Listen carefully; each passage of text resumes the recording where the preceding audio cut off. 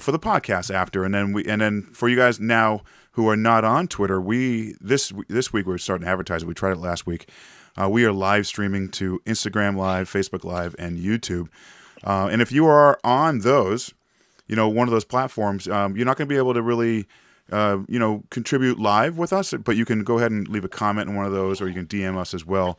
And we'll try to ask one of you questions if it fits in. But we're just trying to get more eyes, more ears, whatever else on this show. And we'll see how it goes. Last week we tried the soft rollout, and I think we had decent little numbers, and we didn't tell anyone about it. So here we are. We're a week into it. It's going well.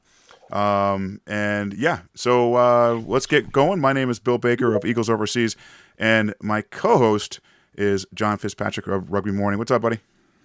Hey, Bill. Good evening, everyone. Bill, I'm just impressed that you found some room in the budget for all this enhanced production value.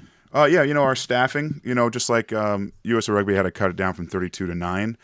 But yeah, we got, our interims, our crack interims are doing great. And our research specialists, I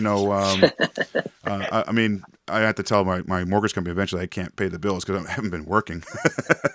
But it's all good. So what's new? What's new, Fitzy? How's your week been?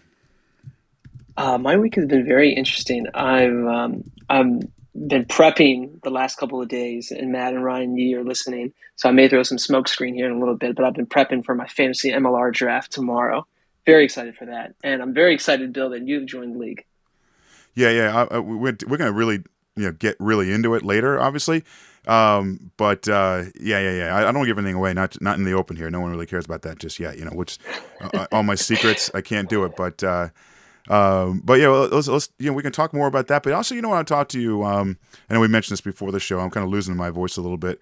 I was up way late last night listening to some pretty heavy music and screaming and lots of older people like myself around me. So I felt great. Beautiful venue we went to. But there was some stuff going on, Fitzy. I don't know if you noticed it. Like there's some USA Rugby South, or USA South Rugby. I love what they do on social media and all that stuff, but not just that. Because of that, you see what they're doing. They're doing a ton of stuff. They just announced their South U18s and senior sides can play in a Florida All-Star event. So I love seeing that, and I'm not sure if I think there's a DC regional team as well. Do you hear from them much? Yeah, I do, and I think if we take a step back right now, right? I think we in the USA Rugby community are maybe still a little hurting after the men's Eagles not qualifying for the World Cup here in Paris in a few months. Is that there are, as we're going to talk with Scott here in a little bit, and as USA Rugby is going through that high performance pathway review, the performance review, everyone knows of the challenge, right? The US is so freaking big. How it's so completely different than Ireland and England, where your train rides, you're a short flight away. Here with the 3 or 4 different time zones, with how massive and expansive things are, to really be able to start to find a way to identify and continue to bring these players up the pathways from youth, high school, college, MLR on up is so important. And USA Rugby South, right? They play such a key, pivotal role in all that. That I think it's a time for, and we're looking forward to chatting with Scott. And when we chatted with Richard, a couple of weeks ago, when he was talking on the women's side about how he's identifying players, I think we got to look everywhere. And I think that's what we're starting to see, right? A lot of the crossover programs, PR7s. And we just got to look under every rock because we've got talented athletes out there. And certainly it's helpful if they start playing rugby at a young age, but we got to do, no stone unturned to find and bring up some rugby players here in the U.S. Gosh darn it. Yeah, I saw a guy at the supermarket this past week. He was like 6'8", very athletic. I ran up to him and said, what's your 40? Have you ever done a line out? Can sign up for my team. All right, so listen, I was just told by one of our many producers that Scott is in the room, and so I think we need to go to him. Lots to talk about in the next 24 minutes with him at least. Again, this guy, obviously, USA Men's Eagles fans hope he's the one that can right the ship, right? I mean, he's been one of the more familiar names of the people that I think a lot of fans would love to see in this role. So he's in that role. No added pressure, right? So let's all welcome USA Men's Rugby interim head coach Scott Lawrence. Scott, how are you? I'm well. Thanks for having me. Yeah, I appreciate you joining in here and getting on with this in this Twitter world. I know it's not for everybody, but I'm glad it worked out. I'm glad you're here. You know, I want to talk about something, and Fitz, you're going to laugh about this. I don't ever miss a chance to talk about club rugby days. Uh, I believe you and I may have crossed paths in Atlanta on the field, maybe even the same club. Did you play some club rugby in Atlanta? I did, yeah. I did some time at both the Old White, and I did a 7 season with the Renegades here as Nice. well, and spent a few years playing for life as well. So I think Right. I crossed off every team there. It is, so I played for Old White for many years. I left them. Well, I stopped really playing competitively. Well, people say I stopped playing competitively much earlier, but I really stopped playing like around 2006. So we might have crossed paths and played against each other, whatever. But you still could have gone out for maybe High Country or some of the teams are out there if you had more time. Yeah, yeah. Unfortunately, my knees and back and everything gave out before I could do the full circuit, but Yeah. maybe in a future life. Yeah. All right. Let's kick into it, Scott. Let's Yeah, now talk. that we got that out of the way, I'm Yeah. glad we finally got Bill's, playing experience out of the I need to way. get that done first. Okay, that way we get to the real stuff. All right, let's talk some coaching, Scott. Obviously, we just talked about your interim head coach position, also interim GM of the high performance. How are you doing? How are you settling into that role? Yeah, it's been a shotgun start. It's Yeah, been a lot of fun getting started, but I'm just really in consumption mode, really learning quite a bit about what's been going on in our pathways, who we have in not only in who we're selecting, but also how we're doing it and the coaches involved. And I think it's really important that we make sure that there are really good coaches along the journey for some of the players that are going to become Eagles someday. So a real big focus on getting to know and hiring into positions within that, and making sure that we're continuing to develop coaches. Yeah, Scott, let's talk a little bit about the Eagles coaching staff. How are you doing with building your coaching staff? Are there any names that you can share with us? Started with just for Alex Ross has come over from the Sevens, and he'll be the head of performance with us, and Jimmy Harrison will stay on as an analyst.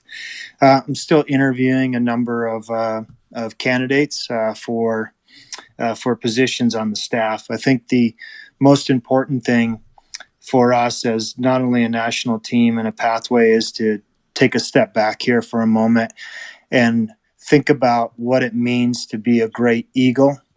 What are the values and characteristics of a great Eagle, and then make sure that the coaches are living examples of that. And so that's part of the process. Is I'm not in a big hurry to name that staff right away. I want to make sure we get those things right, and then we hire people that align and will execute those values in our playing space.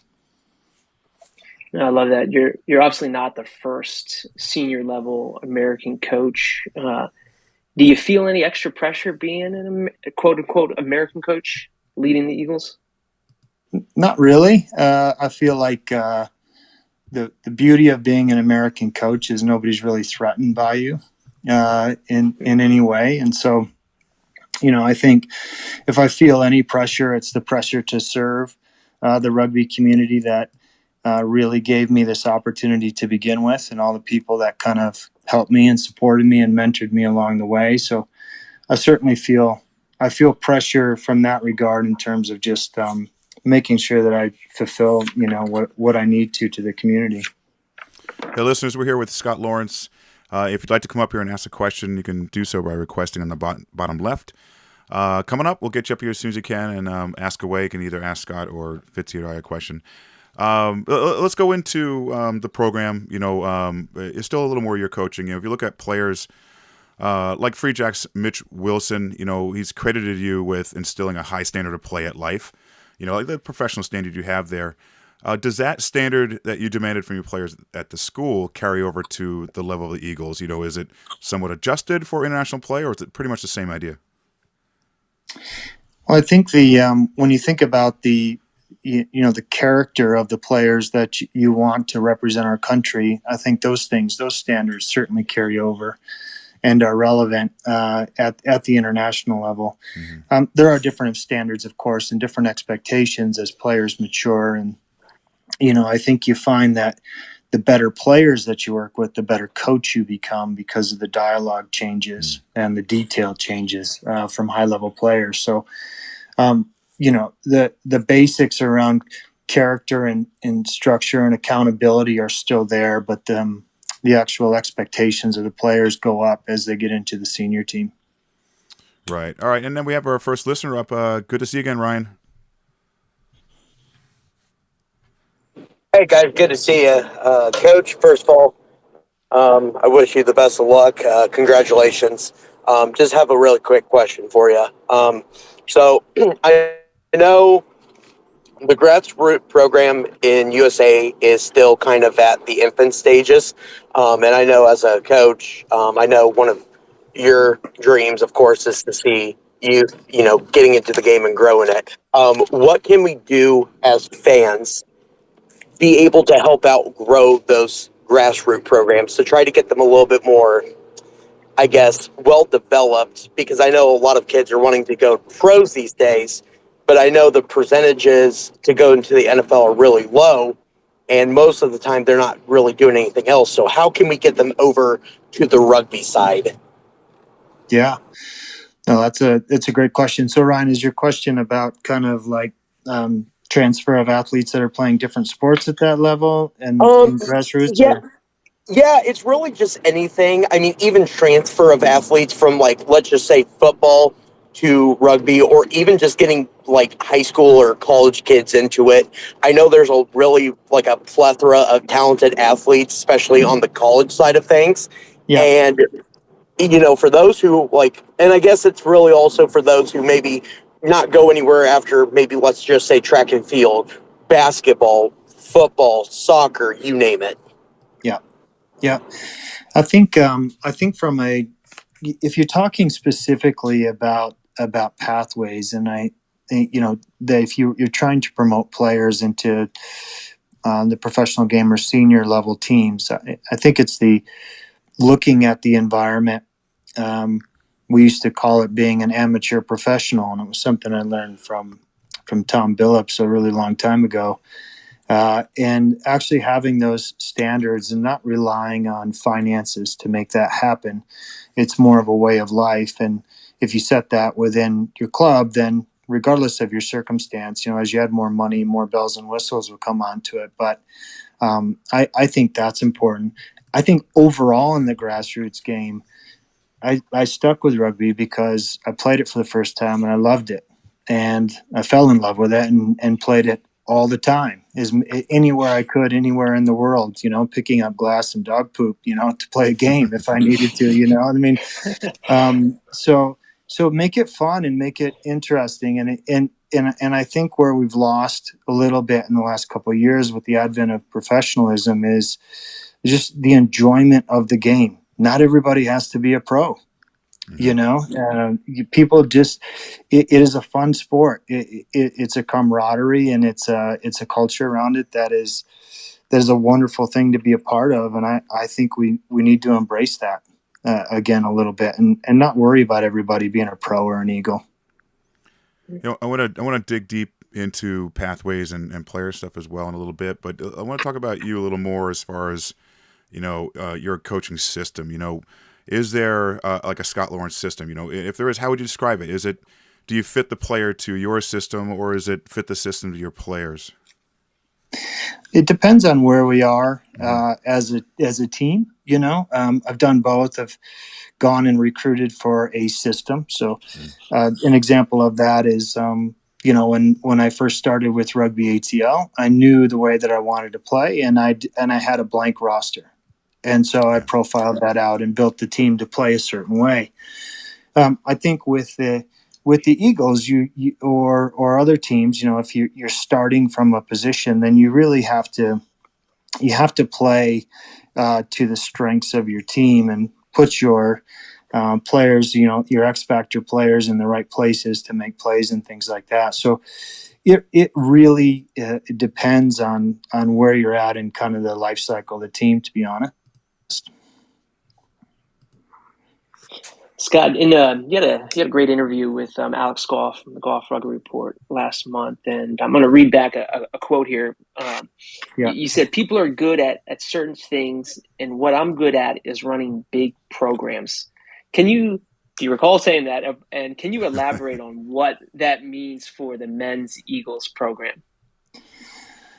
Yeah, I'm not proud of that. It's not real great to brag like that, but I probably just slipped out a little bit. It was right after it was announced. So I think for me, when I think about where we're going, and you have to be able to look at the long term and the short term. That's what a program is you have a long term vision, and our vision is to go to a quarterfinal in the 2031 World Cup.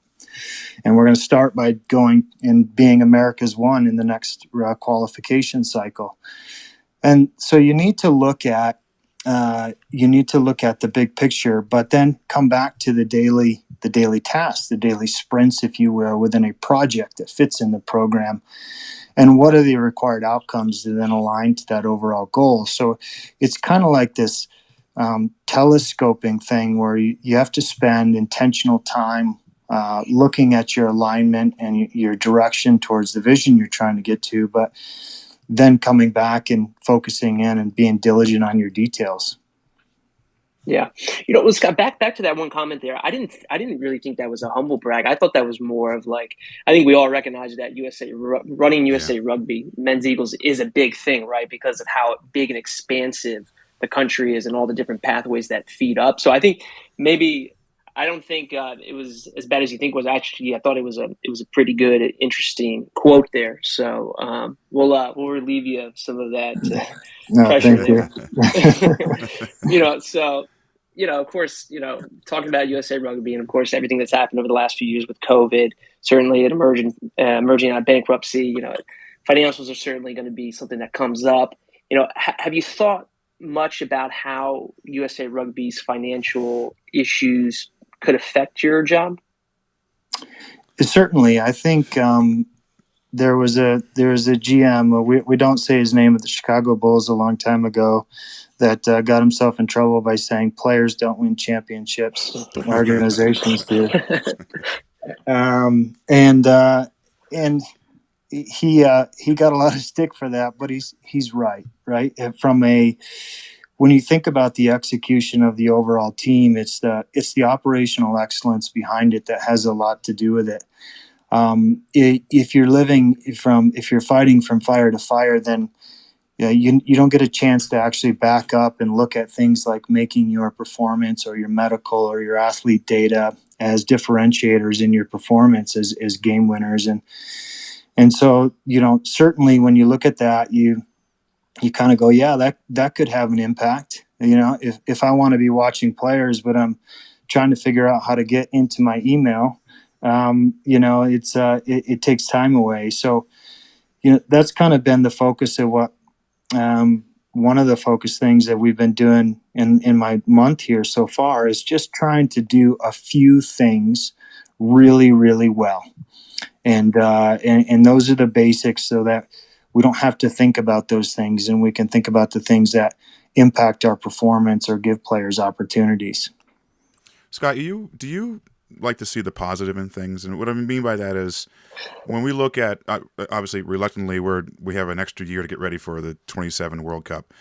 Do you see that as a positive in a way? I mean, it gives you now more time to maybe allow, get the opportunity of younger players to get in the mix, Falcons players from last year, the U18s, U20s, whatever playing now. Is this actually a good opportunity to really get them some good quality time coming up this next year or so? There's always opportunity in chaos, and this is certainly one of those cases. I think the most important thing, and we always say it's the 24-hour rule. You just can't live on a loss more than 24 hours. And it's kind of like this. Now, it probably lasts about 24 days in this case for a lot of us, but that's behind us as a country now, and as a playing country, and we just need to look forward and look at the opportunities, and those things you talked about are certainly there. There's also an opportunity for American coaches to get opportunities and to grow through this pathway. And, there's a lot of things in front of us that sometimes taking something that's a shock actually wakes everyone up and says, wait a minute, my behavior in this whole thing needs to change if we want to get better together. And I think that's certainly happening across the board.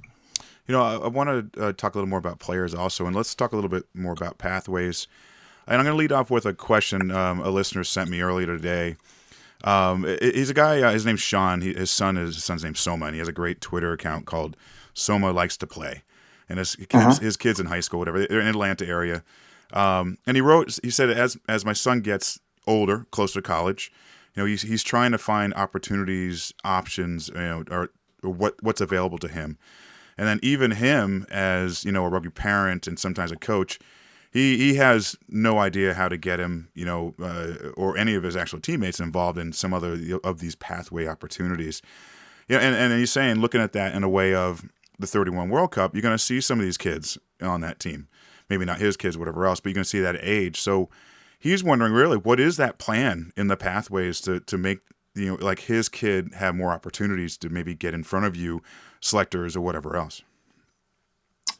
Well, I think if you think about the opportunities that are in front of us now, is that not only are the number of varsity programs getting more mature and growing at the collegiate level, so they're looking for players, that, that's part of the community aspect of this, but there are also domestic incentives across the Major League Rugby teams, with all of them have U19 and U18 programs, and an opportunity to come through there.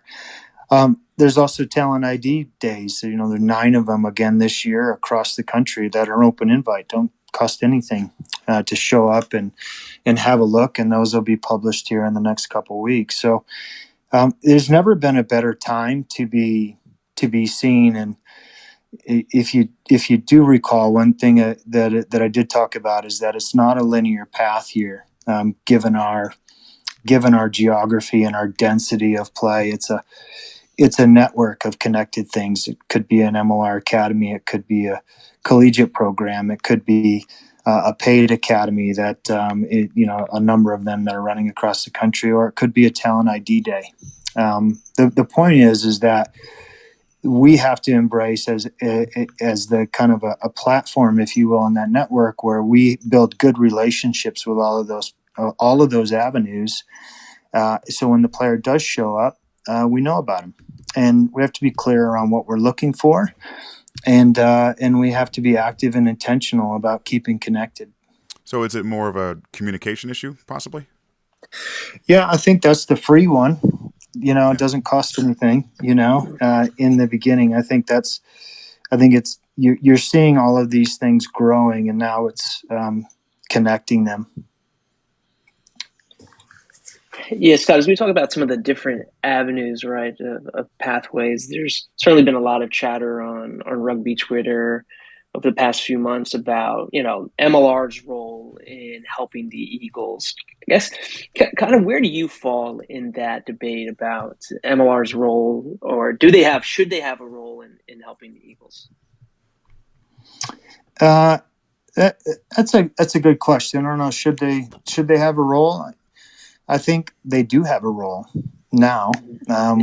And I think that, as of late, they've been very good partners. The MLR has been good partners to USA Rugby, and some of the things that are going to be happening here on competitions and players and things in the very short term are really partnerships between Major League Rugby and USA Rugby, focused specifically on the development of American players through competitive opportunities in professional play. So, I think they are still a young league, even though they've been around for 6 years now, but relatively a young league. And if you read some of the tea leaves that are around the league today, you look at some of the academies that are happening out of Utah or San Diego or Young Glory or New England, you can see that the future is bright, and there is an investment in the American game. It's just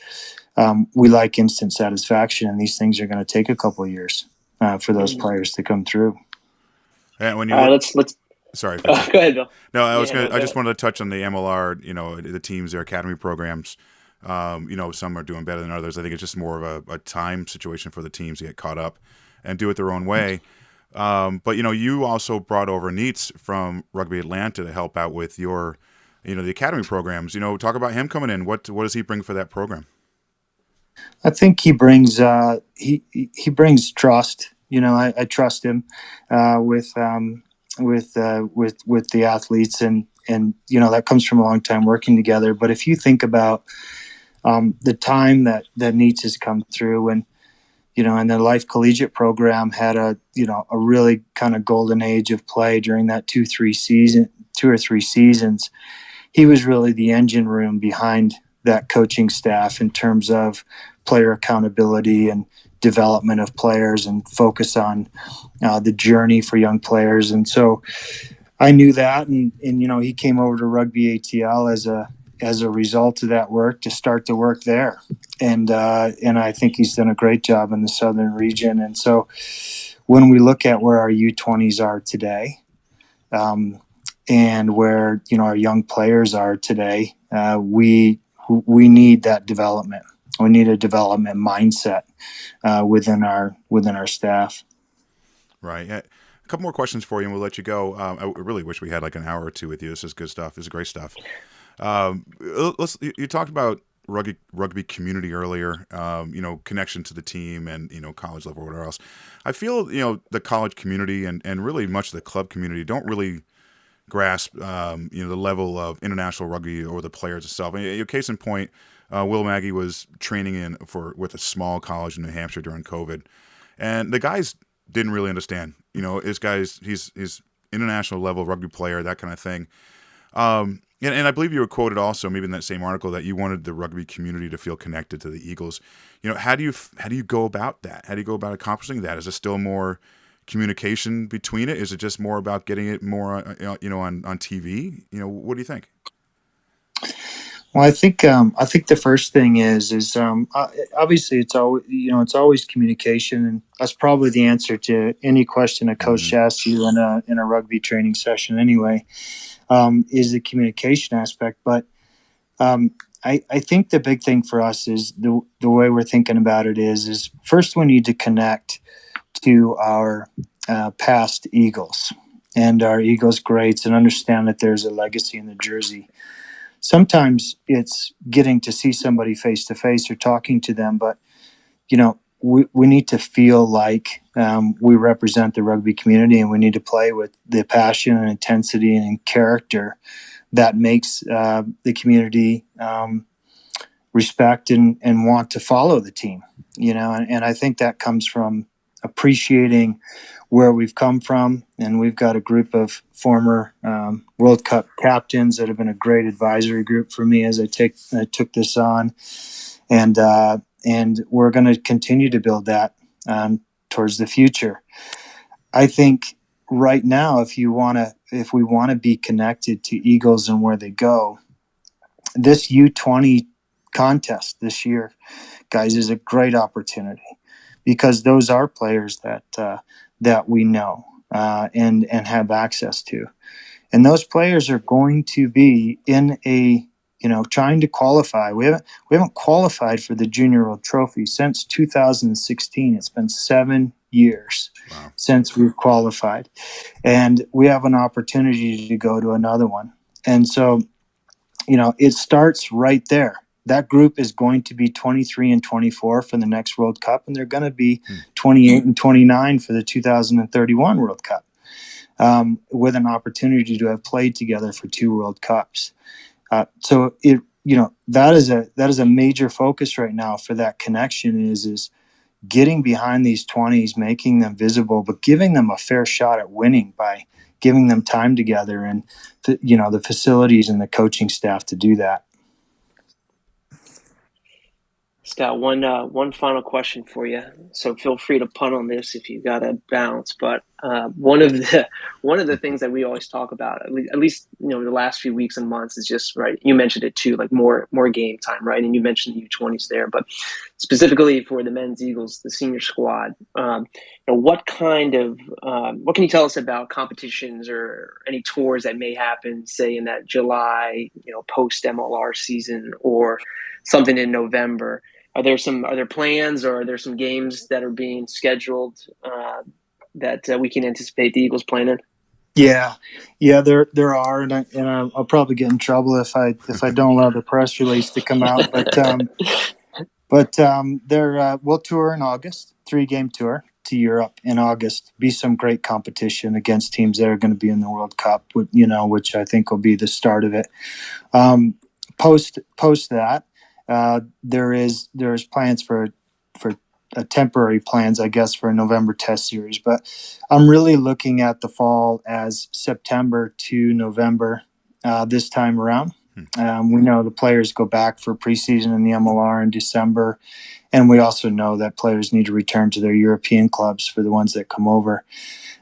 So World Rugby is really focused on the World Cup right now, and they'll drive the competition from there. But we're looking at all options for that September to November timeframe, and probably got about 3 things that we got in the works at the moment.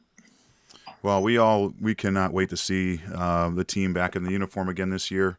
It's just so much fun to see them perform, and hopefully it all goes uphill from here. Scott, we really appreciate your time coming on our show and talking. I know, like I said, I wish we had an hour with you, but it's all good. We'll get you back on here again soon. Again, we really appreciate your time. All right. Thank you, guys. Really grateful to be on, and appreciate the tough questions. All right. Cheers. All right. Thanks, Scott. All right. So if you guys are just tuning in now, that was Scott Lawrence, the USA Men's Rugby interim head coach. I can't say it enough. I just wish we had more and more time, and that's probably Fitzy's fault, actually. But it's always my fault. It's always your fault. So as serious as that was, I mean, it's just great to catch up with a new coach. Hopefully everything works out. Hopefully, the coaches, the players are going to really enjoy having him, coaching from the sideline or from the booth, actually. But I'm excited. I'm excited for the future of this team. And I don't know what else to say about that. But we do have another half of the show. And I think we're going to have to do a lot more serious questions with these two people. And it's something that if y'all have been involved in, rugby, sports, if you're just sports fans, a lot of you probably did some kind of fantasy sports. If it's, you've done some, right? Oh yeah, absolutely. I've been in multiple fantasy football leagues going back to high school. So yeah, for sure. Yeah. Well, toss that all aside, because we got 2 guests on here today who, it's odd though. One of them, his name is now coming. It's like pairing with a poop emoji. So that was my introduction to this whole thing. So stay with us. All right, you'll find out why. We have the genius minds behind Fantasy Major League Rugby. It's the Yee brothers, Matt and Ryan. Hey guys. Hey guys, super glad to be on, man. Hard to follow up some of the insightful stuff that Coach Valente is bringing on there, but glad to be on and super fun to talk to fantasy MLR. Hey Ryan, can you mute for a second? Yeah. It's not you, it's Matt. Hey Matt, how about you? Can you mute for a second? Yep.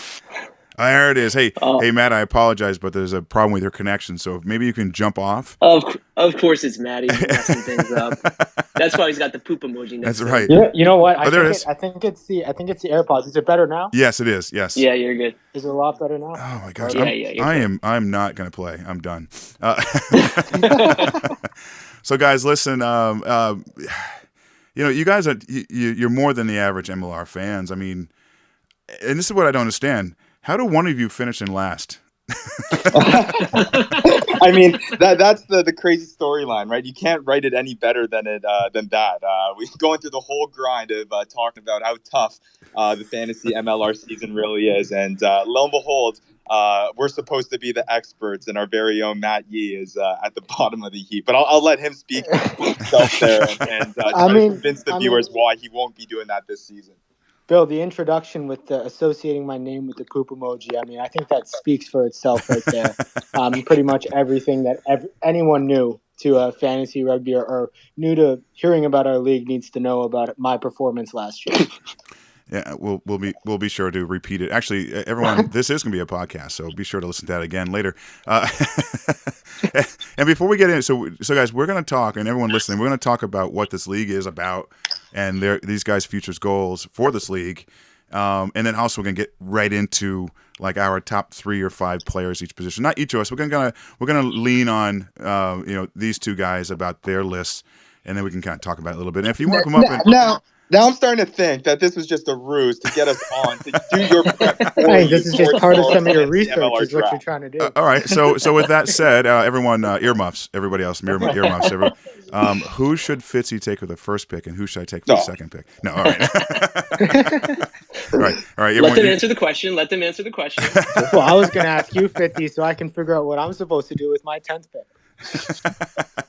All right. Well, all right. Go ahead, Fitz. You can finish. You can answer that. Well, actually, so Ryan and Matt will love this. So for folks who don't know, so Matt and Ryan run a fantasy MLR league, and Ryan is the commissioner. He hand scored all of it last year. He sent out an information, said, "Hey, does anyone want to join it?" I was like, "Yep, let's do it." There's 8 other people now, 10 people in this group, and we'll go into some of the big names that are into it. But one of the funniest moments of last season was one of the current owners, Steven, loved this guy. He had Connor Mooneyham on his bench, and he was trying to figure out, why Mooneyham wasn't playing. So he sent him a direct message on Instagram. Was like, "Hey, Connor, I need to put you in my lineup." Like, at the time we had no idea if Austin was going to play him or not. So he just sent him. When he was playing with Austin, he sent him a text, a DM, and said, "Hey, are you going to be playing?" And Connor got back to him and said, "Yeah, I'm playing." So of course, Steven put him in his lineup. So I bring that up because. And I'll relate it back to so I have the first overall pick in this draft, right? And of course, one of the top players that I'm thinking about is Billy Meeks, right? Who's now with the Chicago Hounds. Billy Meeks? I don't think you should take him, man. I don't know. Best back in the MLR? I don't think that's a smart choice, dude. But listen. For anyone who follows him on social media, you'll know that he's not in Chicago. He's been in LA for the last few weeks, training on his own. Perhaps maybe he's waiting around for LA Sevens because maybe he's going to play with the Australian 7 squad again. I don't know. But he's not currently playing with Chicago right now. So that has me a little bit nervous because obviously Chicago is playing. They've had a couple of preseason matches, right? Just today in Panama City, Florida, Panama City Beach or whatever. So I sent him a direct message on Instagram and I said, "Billy, mate, you got to help me out here. Fantasy MLR is a thing. It's growing. You were the number 1 scoring fantasy player in MLR last season. I've got the first overall pick. Can I trust that you're going to play for Chicago this season? And can I pick you number 1 overall and ride it to a championship?" Now, I sent that direct message to him on Instagram 6 hours ago. I haven't heard anything back yet. He's training in LA right now. It's a different time zone. So I'm legitimately nervous. I don't know if I take Billy 1 overall. He was the clear number 1 scorer last season. So isn't that the beautiful thing though about fantasy MLR? Just the emotional stress that fantasy sports as unnecessarily brings into our lives. It's completely healthy, right? Completely healthy. All right. Okay, guys. All right. Let's no more laughing. We're not here to laugh. We are. I'm going to steal a question that I threw at Fitzy to ask. Cause I'm going to do it now because I think he spoke too much already. I did. So, guys, one of you, whoever wants to jump in, go for it. Tell the listeners right now about this league, and what made you start this league. Yeah, a lot of free time, I think, at the beginning. I mean, this was kind of it was my brainchild, I guess, that you could say. Everyone picks up those different hobbies during the when we were going through the pandemic, when all of us had a lot of, I guess, more free time than we would usually have on a regular day basis, and I guess, quote unquote, the normal world. But while I was twiddling my thumbs and trying to figure out, okay, what can I do in my spare time? As crazy as I am, I thought, you know what, this new Major League Rugby league that's starting and really starting to grow. And I do love rugby. I have a passion for it. I've been playing for a really, really long time, but also have a huge passion for fantasy sports. I mean, I could list basically every single sport out there, and I probably have some sort of fantasy team somewhere in that space. And I think it was just really a clash of just two things that I really do love. And I thought, why not go for it? People have talked about it, but people just didn't, I guess, want to take that step, or thought that step couldn't be taken with just, the early stages of the MLR and the lack of, information that's out there to really facilitate a fantasy league. Or a fantasy, platform for this amazing league. But hey, we got through the first season last year, and it all started with that, and it's been a fun ride ever since. But yeah, it's been really cool. It's been a really, really cool journey, seeing how much it's grown in just really a year's time. Hey, Fitzy, I think you just got some late breaking news from an inside source. I did. Yes, go for it. I got some intel from one of our most loyal listeners, who probably has the best Twitter handle, beer. He just shared with me that word on the street is that there's some visa work issues and that he won't be here until mid-March. Now, that's if everything goes well and there aren't any other hiccups that happen in the visa process. If that is indeed the case, mid-March is the best case scenario. What happens if it doesn't happen mid-March? What if it's April or May, and then what? So I don't know if Billy is clear-cut number one at this point right now. That's interesting. That's very interesting. Yeah, that's all we have to add, huh? That's great. Come on, Commish, help me out of here. You know what? Okay. Honestly, we need to get right into player analysis in a second. But one last question for you guys before we do that. One more thing about the actual league itself, okay? Sure. And I might have missed this because I was looking at 6 other things. I was playing, the bird game. Anyway, so what's the goal for you guys in this league? Is there a goal down the road? Do you want to have this opened up to the masses at some point? Maybe a website based like Yahoo Fantasy Sports, that kind of thing?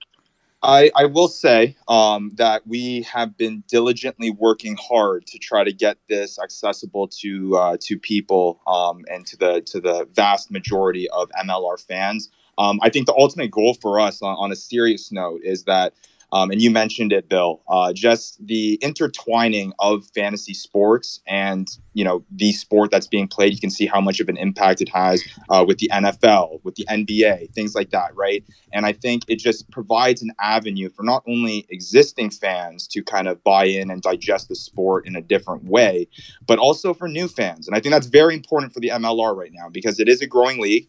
You guys talked about with Coach Lawrence as well, how you need to get people bought into the sport of rugby. Obviously, no bias, but I think rugby is the best sport in the entire world. And the way that you're going to do that is by getting people to watch games, getting invested in it, getting passionate about that.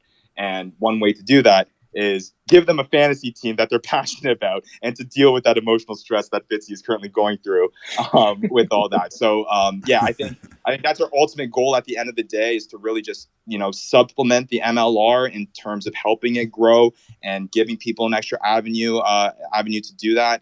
But yeah, I think it's going to be something that goes hand in hand in terms of the sport. And yeah, the ultimate goal, we mentioned it on our show all the time, every single episode, is that our goal is to make fantasy MLR a reality for the people. And I can tell you right now that we are working very hard to make that happen. We've made huge steps since our first season. In terms of the resources, in terms of the outlets that we're reaching out to, in terms of how our league managers are actually going to operate this season. We did announce on our episode last episode this week that we will now be shifting, instead of using those Google Sheets that Fitzy got so accustomed to. Bill, you'll be lucky enough to have passed those growing stages, and you won't have to deal with that with sending me direct messages to set your lineups. Nice. We announced that we will have a website for our league managers to operate that, which I think is a huge step up. I got to give a shout out to one of the guys that's here listening right now, Alistair Kirschpool. He runs the podcast there with Rugby More with Glorious Rugby, Old Glory DC based podcast. Nice. He's been a huge part of helping us get that kind of on board. Still a growing thing, still a developing thing, but we can confidently say that heading into this season, it'll be something that you guys, I think, as league members now, will definitely appreciate, as opposed to last year. Well, just so everyone knows, go ahead and take a screen grab when that finally goes public. you'll get the first invites. I'm just saying. This is your reward for sticking around. All right, Fitz. I can attest to that. As commissioner and as a guy that has started this thing, if the people that are definitely sticking around in the community and interact with us, whether that's here and in conversations like this or on our Discord community and things like that, just keeping the MLR conversation going, those are the people that we want to be playing fantasy MLR and enjoying these leagues, because those are the fun people that we enjoy talking with and interacting with for sure. All right, Fitz, you take it over. Ryan, yeah, Ryan and Matt. Before we jump into and talk about the top 3, or 5 players at each position, I mean, talk a little bit about so when you started it last year, and then the number of new kind of names that have joined the league this year. What else you guys have been able to do? You've been on MLR All Access. Talk a little bit about how this has grown from just 2 guys who've got a dream to make this a reality to now it's starting to get some attention and some more people are starting to jump into it. I mean, it's pretty crazy, the fact that, Ryan had this idea and just came out to me and was like, hey, you kind of know rugby a little bit. You played a little bit of rugby. Why don't you come on and talk a little bit about it? And, at that time I was like, oh, it'll just be, it'll just be a side thing. It won't be too big. It won't, it probably, we'll kind of do a few episodes here and there. And then, all of a sudden we're now past 50 episodes of shows. And, like you said, Fitzy, getting a chance to go on MLR All Access, seeing the growth of even, current MLR players following our fantasy rankings, following our social media accounts and commenting and interacting with us. It's just been an absolute whirlwind. And we never expected to ever kind of get here or even, be on something like this on Eagles Overseas in this Twitter space and have this type of have this type of reach. So it's definitely been a crazy past year now, just over a year. And I'll add to that too as well. I'll just say that it was almost like a perfect storm, right? I think it helps obviously that I did have that time when first beginning this. Obviously having that extra time to work on something like this and put in the amount of hours that I was able to put in kind of worked. But I think also not having the experience of rugby that he has and having the connections he has too as well. I mean, being able to bring guys on the show like Andrew Coe, Mike Smith, and even new draftees this year. You're bringing on Owen Rudden and you're bringing on Callie Martinez, like really prominent guys in the MLR space. I think that just got people over the hump in terms of, hey, what is this fantasy thing? Oh, they also are talking with guys that are, legitimate and giving us that kind of extra level of that a legitimate type thing. We're not just here to play around. We're passionate about making fantasy MLR a thing and want to give people kind of that extra level of interaction with people in the league. And it's been a blast too. And I also got to give a shout out to Devin Vandy Vanderpool as well. He's still in our league, has had to take a little bit of a step back from the show because he got a big time promotion in his day-to-day job that pays the bills and keeps his family going. But he's been a big part of this as well since the beginning. Yeah, and Vandy, who's completely new to rugby, had no idea what MLR was, did finish ahead of Maddie. So just so everyone knows. And I will say, he's also the epitome of kind of what we're after, right? Like what I was talking with just before about how fantasy people who may not be as embedded in the rugby community, there are a lot of people that are embedded in the fantasy community and will just play fantasy sports just to play fantasy sports, and he was kind of one of those guys. And now he's a guy that's watching MLR games every single weekend. And if we can just do that a couple more times exponentially, man, Major League Rugby is going to explode in a matter of time, and fantasy can have a big part of that if they let it. That's awesome. Let's jump into it. Let's talk a little bit of the fantasy talk. Let's do it here. So top 3 or 5 players in position in your guys' mind, and I'll feel free to jump into, and we'll educate Bill a little bit since he's going to be new to the league. I know the players or a few of them that are. I don't mean that in the sense of how the scoring is, in sense of how the scoring comes together for fantasy here.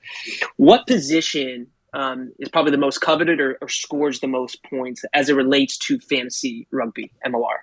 So I mean, Ryan. So I mean, we've been looking at this for the past couple weeks, and I've been looking at a lot of numbers, a lot of spreadsheets. So Fitz and Bill, you guys should be kind of scared right now, even though I've got that last place tied to my name. But right now, it's that center and back row position that we're looking at that seems to be scoring quite a lot of points. And then, the other position that kind of needs to be mentioned is that back three has that volatility, has that opportunity to explode just because of the chances that they have to get into the try zone and get the ball down. So those are the three positions really, and it's going to be slim pickings for the other positions in terms of impact guys and guys who are scoring a lot. And I think we're going to see that. We're going to see that this year for sure. We've already seen that when we're looking at last year's stats. Well, let's talk about teams specifically now. So looking at these teams ahead of us, say like, the champs, New York, New England, whoever else, who are we looking at as far as teams that have the potential to score like the most bonus points? That's an interesting one. I mean, you gotta bank on the former champions, right? I mean, they were looking stellar towards the end of the season, and we spoke with Andrew Cohen. It sounds like they're going to be playing that same type of fast, exciting game style, so it's hard to bet against those guys too. But then you also have the kind of unknown with what this Chicago Hounds team can do, and that stellar back line that you see on paper. Now, it might take a little bit of a hit if we now know that Bill Meeks may not be making an appearance until mid-March. But nonetheless, I mean, they have two other formidable centers that they're going to be able to hop right in there. So which is crazy to think that even with the lack of having a Bill Meeks to start the season, I think they're still one of the best back lines in the entire league.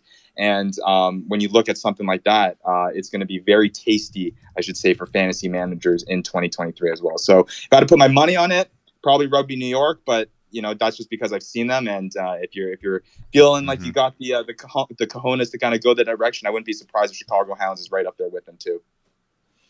Yeah, let's talk a little bit more about some of the positions, right? So we talked if you look at the scoring from last year, the top 10, there was really only one forward in a back row, Reichert Hadding, right? Who was, I think, number 6. And then most of them were centers. There were a few back three players, right? Ed Fidel, who scored 12 tries. Can he keep that pace up? We'll see this year.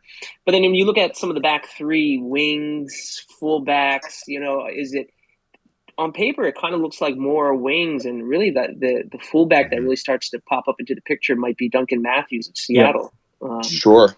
Yeah. Well, I think the big thing that is different from last season, and we announced this on our show, which we're super excited to have, is that we've now added a whole bunch of stats that we weren't tracking last year. So a big part of last season, I think it was really relying on try scorers, right? You're looking at guys that had that kind of probability chance to, pop in a couple of tries. You look at the top, one of the top amongst the players, Ed Fidel, you mentioned. It seemed like he was scoring tries on the regular basis. I mean, 12, I believe, on the entire season, which is absolutely nuts, almost averaging 1 try per game. And if you're getting that, you're looking pretty happy as a fantasy manager. But with the addition of meters gained in this season, and also especially tackles, I think is an underrated stat that we're adding this year as well, where we're now able to reward those kind of defensive workhorses on top of the scoring ability. I think you're going to see guys that you didn't even see close to the top 50, even breaking, top 20, even top 10, because of those stats. So I think that's why you see the shift, like Matt mentioned, to the back row position and to the center position, having a little bit more of a significant impact heading into this year. And I think that's where we're going to see a massive shift. And I've mentioned it on the show too as well, because we're shifting more away from, being so reliant on try scoring and kind of that random kind of vibe about it. I think there's going to be a whole lot more strategy that kind of rewards our league members this season rather than luck. I'm sure Matthew would argue that he had a whole bunch of bad luck that worked against him last year.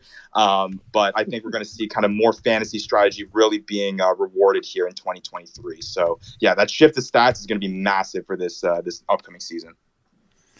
All right, one comment about centers right now, or really fullbacks, not centers. I think, and I'm looking at your notes right now, I think you're undervaluing a player like Mitch Wilson. And I always say that I say that for 2 reasons. One, I'm a big fan of Mitch Wilson, friend of our show also. And also, you'll hear this a lot of times. Once someone gets at that international level, the club game slows down for them. So I have a feeling this could be a breakout season for a guy like Mitch Wilson coming back to MLR with that experience from last year. No matter how the team did, as far as winning or not making the World Cup, I think you got to look out for a guy like Mitch Wilson. All Now, right. I guess that's a good segue into kind of like a top five, because I will say that that Matt has Mitch Wilson in his top five back three heading into the season. I unfortunately do not. I had to find a way to squeeze our friend of the show, Andrew Cohen, there. Obviously, no bias at all. But what he was able to do towards the end of the playoffs last season was incredible. But Matt is a guy that has been high on Mitch Wilson heading into this year, I will say. Well, and I mean, when you look at the last season, for me, it was like the number of tackles that he's making at that fullback position. He was the highest among the back three positions. So that definitely contributed to the points that he's going to score. And like you said, the offensive game is just going to slow down even more, and he's going to be able to create some more chances and opportunities to break the line. So I guess, the idea here was we wanted to do like top three or top five, which, you know what, Fitz and I were talking about, we're just going to free flow here. So we don't necessarily have to do that, but because, we don't have a ton of time in the world, and you guys have to get to a bar or something like that. No, I'll be back at crunching the fantasy numbers. Believe me, what bar? I gotta make sure that this league is up and running by tomorrow for you guys. All right, then let's jump. Actually, Bill, go ahead. I got a question. So as we talk about a little bit about some of the churn, right? Some of the players who aren't coming back, right? A guy like Joe Peterson, who top 7. Roberts Tanana for DC, top 9. A guy like Awaka, who isn't coming back. But there's also been some kind of big names who have joined the league. Give us like a top 5 of some of the newer players into the league who are going to make an impact, a fantasy impact. So I'll shift this question to Matthew, but I'll just open it off by saying that I think that one of the biggest storylines heading into tomorrow's fantasy MLR draft for you guys, as commissioner at least, is when are you guys going to bite that bullet and go with a brand new guy that has not shown anything in the MLR? Yes, there's the name value and all that. But when is that turning point going to happen? When are you going to be confident enough to say, hey, I'm going to pick a guy like Rodney Iona. I'm going to pick a guy like Liam Howland Ames. I'm going to pick a guy like Tarangi Walden. I don't know. I think that's going to be something that's going to be pretty interesting to see as we get through the picks. But Matt, you're well versed with some of the new guys coming from overseas, especially the New Zealand area. So I'll hand that off to you. Yeah, I mean, I've been looking into quite a lot of these guys, and I've been including them in my top 5. So I'll list off 5 that I think are probably going to end up at the top, either at their position or overall. I think Tay Walden, Ryan mentioned him. I think Tay Walden's going to have a lot of chances for Rugby New York. I think they moved Fuatai out to the wing when they put Tay Walden in the centers, and he was an absolute killer for the Highlanders, and I loved watching him. And I can only imagine how he's going to be in the MLR. I got Drew Wild on the Sabercats up there. It's pretty hard to leave out Tito Diaz-Bonilla. He's a guy that's just electric off the boot, and that's going to be something that's going to be real. It's going to matter in our league, I think. And then I can't leave off Luke Campbell out in NOLA. I'm a Hurricanes fan, so I really loved watching him with the Hurricanes. And I can't leave him off there. And then I also have Liam Halameems up there in one of my top 5s for the second row. And, he blessed me with a try on the weekend in his preseason game. So it just kind of solidified that pick for me. Let's talk real quick, and Fitz, I want you to answer this as well. There's 3 players that excite me, and not necessarily for the fantasy league, but players I'm looking forward to watching this MLR season. I already mentioned Mitch Wilson. Another one is Fernando Schultz. I think he played really well, in my opinion, in that Repechage series. And believe it or not, I'm looking to see Danny Barrett this next season, because one of his main goals was to make that USA team, that Repechage team, the World Cup team, whatever else. And now that's behind him. I got a sense that he's going to be playing now for the love of the game. You know what I mean? I think we're going to see more out of him, less stress on him, that kind of deal. So I'm looking forward to seeing him play. I want to see him play like he did against New Zealand in 7s, where he just freaking rolled over people. What do you got, Fitzy? Yeah, what I think is interesting about that is if anyone watched that Houston preseason game, they looked pretty good. The Pats did last night. And again, the second half things turned a little bit, but those first 30 minutes or so, whatever they were playing, Houston looks formidable, and they play that strong, big pack South African style. So be interesting to see, particularly with the new stats this year with tackles. how that's going to increase Barrett's value, and with some meters carried, if he is getting the ball and he's rampaging through some people, I have a feeling that he's going to probably bounce up in the rankings in that kind of that second row, back row, depending on where they put him. So, yeah, I think exciting to see that. Another name, Bill, that I thought you were going to mention as an Eagle, but who maybe is flying under the radar a little bit because he hasn't quite played yet for Utah in the preseason. But Eagle scrum half Michael Baska coming back from overseas. Yep. That could be an interesting one. The scrum half position, not the most high scoring. There's probably 2, maybe 3 that, jump right out, in terms of maybe getting drafted pretty high. Danny Chistala being one of them. So he's another name that I'm kind of keeping my eye on. Yeah, I'm wondering what happened to Michael Baska over there in Rouen. I don't know how to say the name, because he kind of fell out of favor with them for a bit. He disappeared, and then now we know what's going on. He may have been home sooner, but yeah, you're right. I'm looking forward to see what he does. All right. Yeah, and I guess I'll throw in a couple names there because I got to give a shout because as going through as an exercise through these top fives, it's been pretty funny to kind of see what kind of names pop in. And obviously, Bill, you say that these are just guys that you're excited just as from a rugby sense. Believe me, that is going to change very quickly now that you're in this league because you're going to only be watching this league through a fantasy lens. So for me, at least from a fantasy standpoint, I'll just throw 3 names out there and you guys can kind of tell me what you guys think. But I think Hanko Gramicius is a guy that's going to make a huge impact. I think towards the tail end of last season with the Giltinis when he moved over to that 8 role, which is now what he's going to have predictably, at least for the Houston SaberCats, going to be massive. I think a guy like Lourdes Vanderskiff, 7 tries, 7 games last season. Absolutely incredible. I think he's going to be a big-time player for the fantasy world. I know Steven in our league is going to be pretty happy about that, him being a Houston SaberCats fan here and both those things. And I got to throw in Andrew Coe there as well. I know he's a friend of the show, but I guess not being in the spotlight anymore with Waisake Nahalo and Nehe Miller-Scudder not in the mix anymore, I think it's really going to highlight what he can do out there in the back 3. So, all right, guys, we're going to wrap things up here in a minute here, but we got a couple of other questions that are not really, again, it kind of will have some impact on the fantasy scores. So let's talk about stadiums. I know us 4, we haven't exactly been at all the stadiums, but you hear stories about how hard it is to play in certain places. Are there stadiums that the road team will have a tough time playing in? That's going to be an interesting one because there's a huge debate I feel like going out right now in the MLR space is would you rather have, really, really cool venues and really beautiful venues that team's playing? I mean, they mentioned, the field that San Diego's playing at right now and that they're going to be doing. Mm-hmm. You can, throw back to the LA Giltinis playing at LA Coliseum, right? Just really, really fascinating venues and pitches versus those smaller pitches, but you're packing out the crowd. It's something that I hate to bring these 2 teams up again, now that they're on the league, but you go back to Austin and just like it's a smaller stand, but they are packing the crowd. And I think, in my opinion, any stadium, I would much rather have a smaller stadium and have it absolutely bumping. I think Segra Field, Old Glory DC, I think they're going to be absolutely popping this season. Being able to kind of really pack the stands and have a really good atmosphere. I think places like even New York, moving to that new field, I think New York faithful are going to be moving in droves to get out there.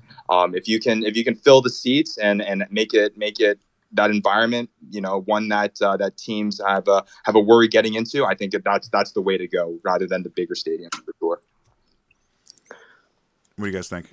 Anyone else? Any more input? Yeah, I mean, I definitely have to agree, but maybe not on sounds, but more so on the way that they look. I love the way that the Utah Stadium looks, and Aviva Stadium with Houston. I think I really appreciate those stadiums that were built for the teams and built for rugby.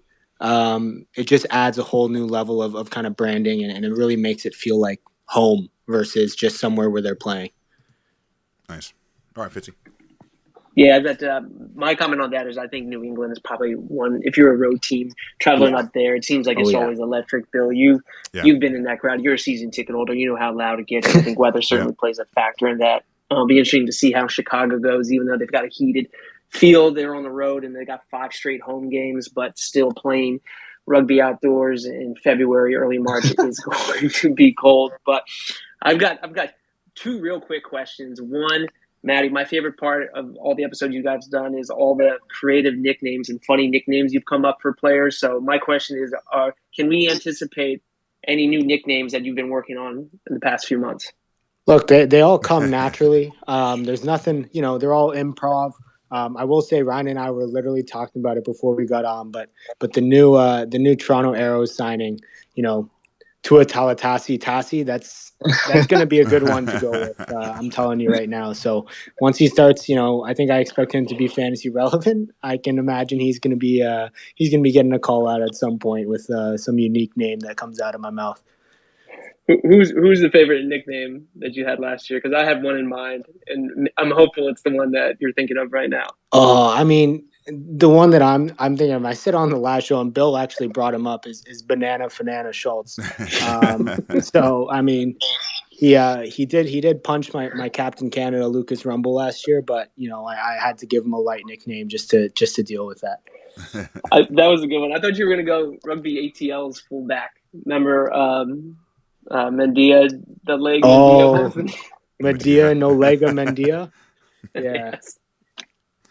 Nice. Yeah, that was a good one too. All right, guys. Last question. Let's talk about uniforms. Let's talk about jerseys. What is your favorite new jersey this season? Oh, that's Matt. You go first, man. I got to do some thinking. I've been preaching this, and I couldn't believe when I saw MLR stats, Jam Delay's rankings, and how low they had the San Diego Legion jersey.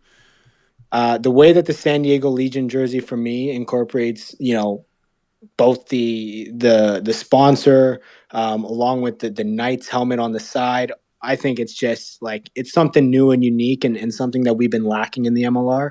And they finally went out there and just kind of did something on their own, and rather than copy the same classic stripes and bars and stars and stuff like that.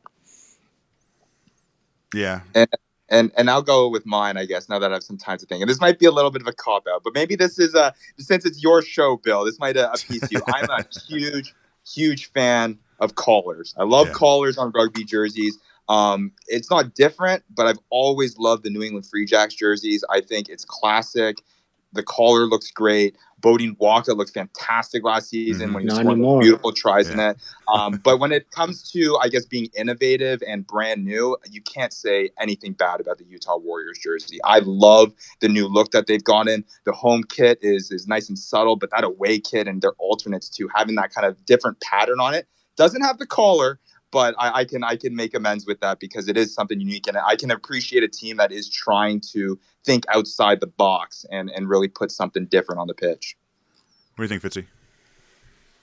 Yeah, I agree. I ranked the Utah Warriors, their white away kit. I think that one was stellar. I think the Houston Sabercats, that all yellow and then with the tiger stripe up the side, that one's dope. And then I had the Free Jacks, their white away kit ranked really high. Those just looked really good.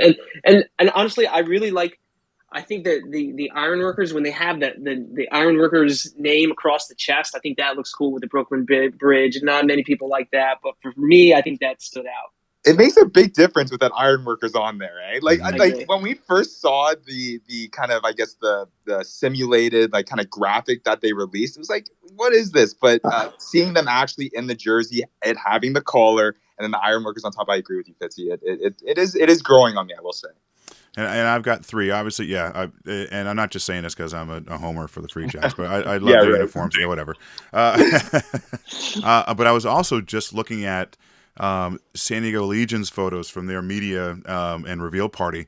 Their camouflage uniform, that's sharp. I love the collar. It's not collars like the Free Jacks others, but it's got that little raise to it. It looks sharp, and it got I love that Kings and Convicts in the front of it. It's I love that. And my number one jersey, no one has seen it yet.